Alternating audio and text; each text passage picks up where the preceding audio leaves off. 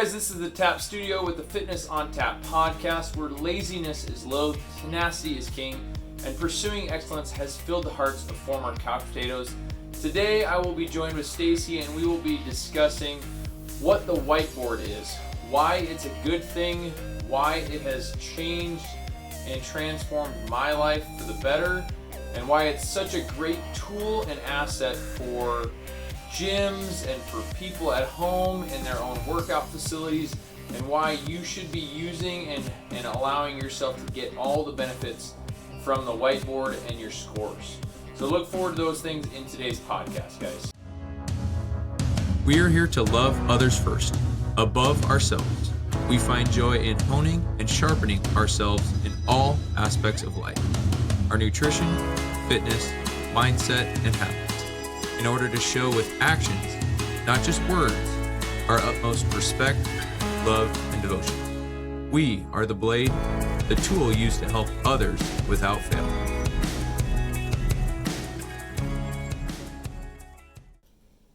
Hey Tom. Hey, how are you? Good, how are you? Doing well. Nice. Today we are going to talk about what's up with the board. Ooh, what do you mean board? The board. So the board. Tell us what the board is. I would refer to it as what basically most CrossFits have people score on for within the gym. And it's funny because we actually personally no longer have a whiteboard, mainly because of COVID things that I didn't want people congregating. I didn't want to write it up somewhere. I think there's something to be said about having a place to congregate and doing that. But just right now, I was like, I want to just get rid of that, keep everybody at their spots. But typically, it's a place in the gym, most CrossFit gyms, where you write the score of each athlete for the day or each participant. And we basically get their time, their rounds and reps, like whatever the score was, whether it be a task priority workout or a time priority workout for that person. Sometimes the weight. So yeah, sometimes it is just a weight as well. So sometimes we do lift like a strict press for X amount. Sometimes it's something else. But usually it's like a time or rounds and reps plus what the weight is that they lifted. Yeah, makes sense. So why do we keep track of names and scores? Yeah, so I actually wanted to start with a story in this about myself. So we're gonna get a little personal. So you guys ready? Ready. Cool. All right. So the biggest thing with me personally is I experienced a huge change and shift in me personally when I started doing something like this. And a little bit of my background is I actually started out a lot of bodybuilding type of workouts, split programs, different body types, like body parts, body types each day, and a lot of splits. And I did that for 5+ years, and I loved it. It was great, but you just you kind of get to that grind. Yeah. It's another day at the gym, and for another me, leg day. Exactly. How many times have you heard that from every single bodybuilder? When, just so we're clear, I think the number one reason to hit leg day is so that men can keep their testosterone up, and that you keep a sexual drive.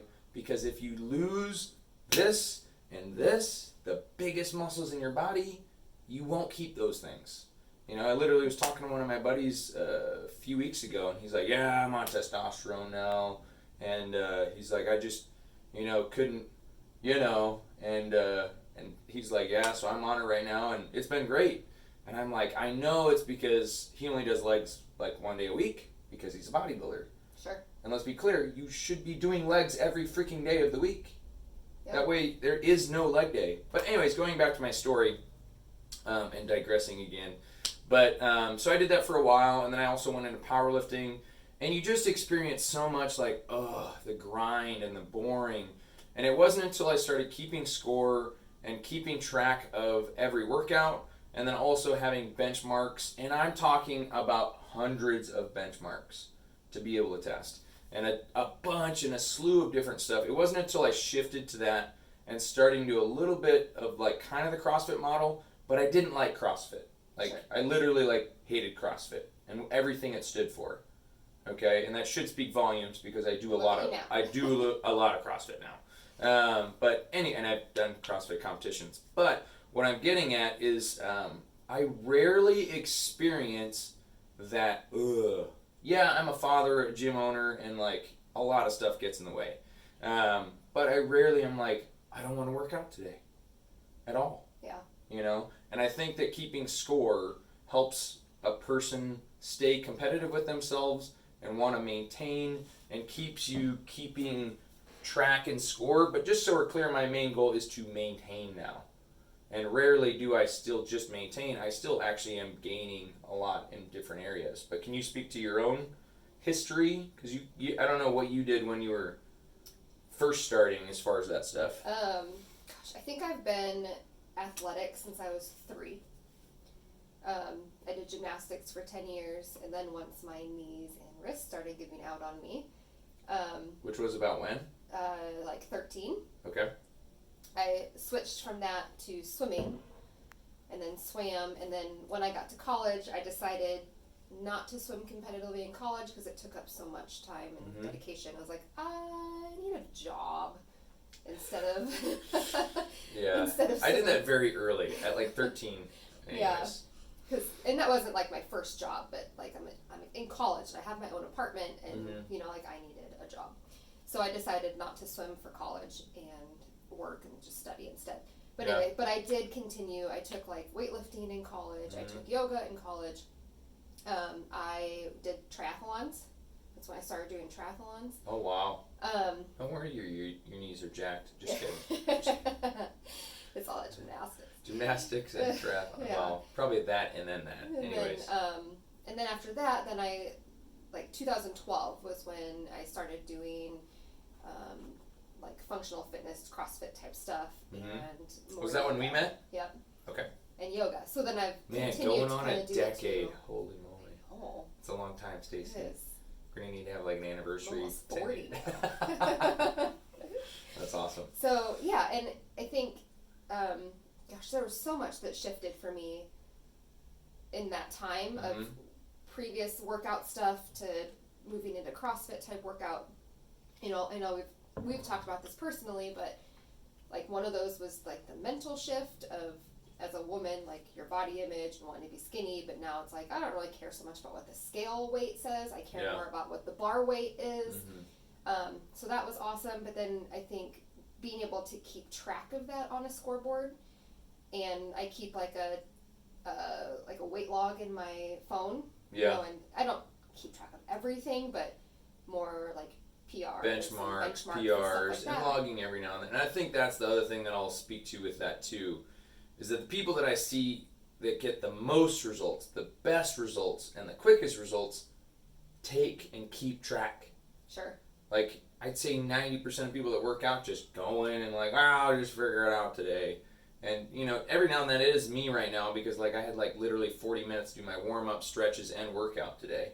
You know, and it's like, normally it takes me an hour and a half minimum for me personally. Yeah. You know, so it's like, every now and then for me it is just kind of a crapshoot. Yeah. But keeping track, keeping score, and logging all of that is extremely important. And if you can do it, you're going to see much more success. Yeah. It's awesome to be able to look back and say, oh man, last time I did this, I was this much slower or weaker, you know. Well, and that's the biggest reason that I want people to be doing it. Like, it really, when I see people, or we get to the end of a workout, and they know they should be keeping score, and I'm like, all right, how many rounds did you get? And they're like, I don't know. I didn't keep track. And I'm literally like, what?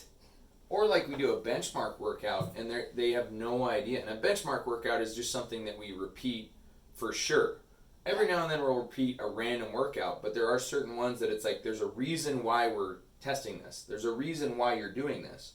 And this has certain things, certain fitness skills paired together so that we can basically see, are you getting more fit or fitter? You know which one it is? I don't know. Anyways. More fit, maybe? More fit a year from now. Am I maintaining or am I regressing? Yeah. You know, and we want to make sure that we are keeping track of that. And I would say 90+% of people have no idea if they're actually getting better. Sure. You know, my first few years of coaching and training, like, I would mix things up so much for my clients that I eventually literally had a realization. I'm like, I don't think I'm actually getting them results. Because I mix it up so much that I don't think they're actually getting better at one thing. You know, so like you do have to keep it fairly regular sometimes in order to see long-term results. Sure. So that's kind of the biggest reason why we keep score. Yeah. Is for the individual competition that it drives in yourself, and sometimes external competition of like, oh, that person did X. Oh, I can do more. That person's no different than me. You know, like if they can do it, I can do it. Yeah. You know, but that kind of goes into the negative aspect. I know we're going to talk about that too, but there's a negative aspect to keeping score too. Yeah. I'm a little competitive. What? So, and more, I think, internally. Like, I think I'm more internally competitive. Mm-hmm. But I do enjoy before my workout. Like, I can see what everyone else has done for the day. Like when we did Grace the other day. Yeah. And it was like. Well, I was actually going to write them up on the board yesterday, but. It's like no other female's done more than 75 pounds. You're supposed to do 95. But I did 95 anyway, and then I was like, sweet. Like, and what was I was your the time? only girl. 5:35. Yeah. So it's all right. It's a good. Well, and it's a good starting point now. Exactly. And next time we do I mean, it's not a rock star pace, but it's not a slow pace. Yeah. You know, so it's like it's a really good like. Okay, here's where I am. Yep. In 3, 6, 12 months from now, I definitely want to be better than that. Right. Yeah. You know, so what am I? And so it gets your wheels turning of like, where do I want to go? What do I want to do? Yep. How do I want to improve? How am I going to get there? I left there like, oh, I need to work on my jerks. But anyway, so track your own progress. It gets internal, external competition. Mm-hmm. How does it help coaches? Yeah, so I've already kind of alluded to this a little bit, but it basically helps me to knowing what holes are in my clients and athletes' performance, but also possibly our programming. It helps me to know like how to switch things, what to focus on, what to change for future months, future weeks, future workouts. And I would say just overall, it just changes kind of the growth of each individual quicker. Because like I said, it does show holes. Mm-hmm. You know, when I make you do something, I make you do it for time or for reps or for weight and push you and go to an intensity that's a good intensity that's not, you're not losing form or technique, but you're pushing, and it really shows the holes. Like, for example, I tell a lot of my clients, like, you might not want to complain about workouts because guess what? When you complain about it, that tells me you suck at it. Which means you need to do Which it. means it's a hole, and it means you should be doing it more. Yeah. And a lot of my clients are like, oh. I'm like, just so we're clear, we have this motto in the gym of never complain. Okay? Like, come into the gym, come to work, have fun. Let's enjoy the time together. We know that this is not necessarily fun, but let's make it as fun as we possibly can, and let's make it a positive, and let's focus on the silver lining of everything that we do here and the purpose. And so when I see people complaining, I just kind of like, listen, take it in, and then I just tell them later, I'm like, look, remember, when you do this, this is what I do. Yeah. And they're like, you know, it's like, I won't do that anymore. more burpees and running together? No! You know, stuff like that, so. Yeah. I think you can always tell when I'm not excited. Like, I try not to complain. I'll be like, okay. It's gonna be So this which workouts are the workouts you're most excited about? Like Grace. I was excited for Grace. I think Anything a lot of people barbell. like bar work. I love barbell. I would say a workout most people are not excited about, Murph. Would you agree? I'd say Murph, bodyweight yeah. people love Murph, but I'd say most Americans don't like Murph. Yeah. I feel like that one, though, is a little different because there's so much meaning behind it. There's so many different parts to But- Murph, but for those of you that don't know, Murph is sandwiched a mile run, 100 pull-ups, 200 push-ups, 300 air squats. Yeah. So It's a tough one. and it's a hero wad. Yep. But yeah, So anything with like long cardio. you can make not it shorter. My favorite. Or the bike. Yeah. The Yep. bike is a burner. That's my weakness right there. But all right. So how can the scoreboard help me tell myself a story? like, let's say my performance sucked that day. You know what I mean? Yeah. What can that help me reflect on? I had a perfect example this week, and I don't know if I approached it the greatest when I came to the class with it, because I basically was like, hey guys, I was kind of disappointed with the performance on Tuesday, but it was more in the disappointment that I think everybody went out on the first 10-minute period way too hot. Because that was like a 30-minute workout, right? 30-minute workout, and like I had one guy run like a 6.5-minute mile for the first one. And just so we're clear, I think the guy runs a 6:15 mile. And I'm like, bro, this should not be almost a PR. You should be pacing this, and it maybe should have been a 7:15. Sure. You know, so that you could actually finish the second round, and then you can actually do a decent job on the last round. Because it was one workout on the 0 for the first 10 minutes, one workout at the 10 for the second 10 minutes, and one workout on the 20 for the last. And literally everyone in that class's times and scores were like superb, poor, extremely poor. Awful. Exactly, like literally everyone on that. And I literally was like laughing as a coach because it gave me specific metrics. Yeah. And it also helped me to coach them better and tell them like, look guys, I wish somebody would have told me this a long time ago. It's not about giving 100% every single day. Yeah. Because when you give 100% every single day, you're bound to fail. Like, you're gonna fail. And I've told that story before. The goal is to give 90%, 80%, 70%, 50%, just whatever you can do, the best you can do that day. And then every now and then, like one day every 6 months, one day every 3 months, or whatever, you're going 100% all out. Like Grace, that was one where I'm like, today is your 100% day. I know you're only going to be working out for 3 to 7 minutes, but I want you to hurt when you are done with this 3 to 7 minutes. Yeah. Like, you get done and you are happy with your performance. So, anyways. Sure. I think sometimes too if I'm keeping track of like my sleep or my diet, and I can see a lot of that reflected in my workouts too and on the scoreboard. Yep. Any thoughts? It does definitely, yeah. Like if I know a client well and I can see their performance kind of like tracking down, I can see them kind of lagging, I can see their personality change. I actually just had this discussion with one of my clients of like, hey, is everything going on like okay? And she was like, no, I'm super overworked right now, blah blah blah, this and that. And I was like, look, like I can tell a shift in you and your personality. I care more about you. I just like your workouts. Yeah, they're secondary, but like, is everything okay? What do we need to work on? How can I help you? So it does help me to like care more about the athlete and care more about the health than just the workouts. Sure. And most trainers, I don't think, are that connected to their athletes, clients, members. Yeah. So. Well, if you get those people with huge gyms, I think it's hard. Just, Yeah. You know, number wise. Yeah. So earlier you kind of touched base on or mentioned that keeping a scoreboard could be a negative thing. So how can it become a negative thing, and then how do we mitigate that? So the biggest negative I see is people getting too competitive with others. And this is where ego sets in. And I think, just so we're clear, I think all of us have an ego. Okay. If you don't think you have an ego, you probably have a major issue, and you're probably actually a narcissist. Okay?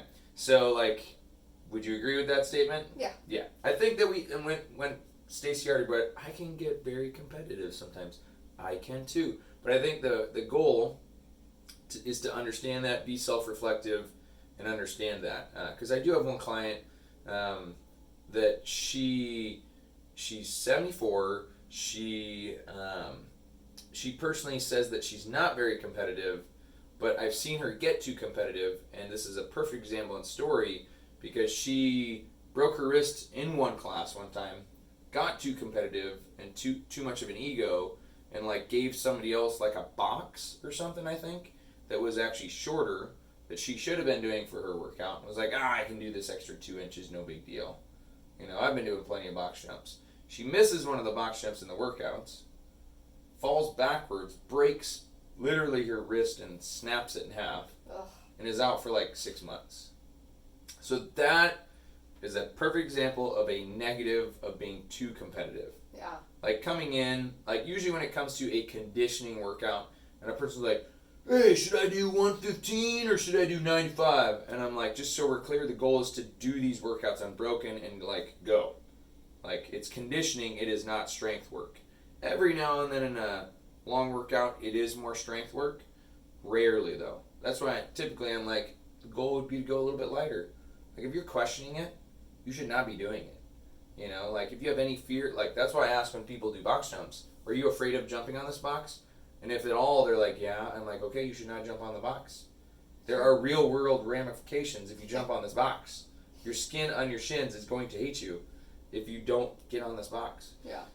So yeah, it is a huge negative when it comes to ego, and that's why I think a lot of people need to check their ego at the door and stay completely humble, which is another characteristic that we try to focus on and build, understanding that there's always going to be somebody better.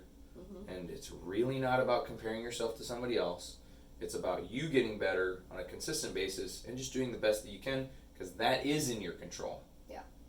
Other people performing better you is not in your control. So, yeah. I would say that's probably the biggest thing. Yeah. Gosh, that comparison thing can really get you too. It's like, I think for me, the person, if I look at scores for the day, I probably compare myself most to Sid. Mm-hmm. Somebody similar to you. Similar, but not. Like, I've had 3 children. She hasn't had any kids. I'm almost 40. I'll be 40 next year. She's like 20-something. 26. You know? So it's like, I mean, you can compare a little bit, but you can't, you know, it's like everyone's so different. Correct. Everyone is in a different place and has gone through different things. And I have to remind people of that when their ego gets in the way. Yeah. You know, so it's good that you're already thinking about that stuff. But a lot of people, will get so focused on the comparison and letting their ego get in the way that it's like, it's a bad thing. Yeah. You know, I'm not going to, really compare myself to a 26-year-old. Yeah, so literally, like, when people come in, sometimes, if people are contemplating one-on-one training or going into, like, group sessions, that's one thing that I asked them. I was like, how competitive are you? Is it something that's going to be too much for you? Like, are you going to literally injure yourself? Sure. And is your goal longevity? If your goal is longevity and you might injure yourself because you're too competitive, classes probably aren't a good thing. But if some people are just meant to work out on their own. Let's just be clear. You know, but there are people that it's a perfect thing for them. Yeah, you know, they can be self-reflective. Yeah, I do too. I'm very much not an at-home worker-outer. I can work out on my own, but it has to be here. Like, I don't want to have to, like, set up, tear down. I want the lighting to be good. I want my gym to be, like, pretty. Yeah. And, like, lift me up rather than, like, a dungeon. And, like, there are people that do that every day. They go to their freaking basement, they turn on, like, a nightlight and lift. And like, they got cobwebs in the corner, weights that have dust on them, and, like, blood, sweat, and powder from the chalk. And I'm like, I can't do that. Yeah. I am not that. I'm definitely an in-between. Between really nice gym and strong, power, heavy, get after it. Yeah. So. I did a couple workouts at home, like at the beginning of the COVID stuff. And it was, the kids. Mom, I'm thirsty. Hey, Mom. Hey, Mom. Hey, Mom. See, I have the benefit of, like, go put Owen down, go do something. Yeah. Like, go watch TV. I'm telling you to watch TV right now. Kaylee has that issue too. Yep. Yeah. It's hard. But yeah, so I admire those people that can work out at home and or work out by themselves. I admire all of you guys for working on stuff. It's just some people are just different. Yeah. You know? Yeah. Some people are better at that than they are in group stuff, and yeah. It's awesome. Well, I think that kind of sums us up for today. Yeah. So thank you for listening to this week's episode of Fitness on Tap. We enjoyed talking about the scoreboard and how that helps us, personally, and helps our coaches program. If you have any questions or comments, drop those below. Maybe tell us how scoreboards helped you. And then other thing, as far as overall, just wanted to thank you guys again for tuning in and make sure to look for us on Instagram at TapFitNut, and then Facebook as well for Tap Nut Fitness Nutrition there too. If you guys have any other questions, comments about today too, if you guys have any personal experiences about kind of the scoreboard, how that's affected you, go ahead and place those in the comments too. But thanks for tuning in and keep getting after it. Stay hungry.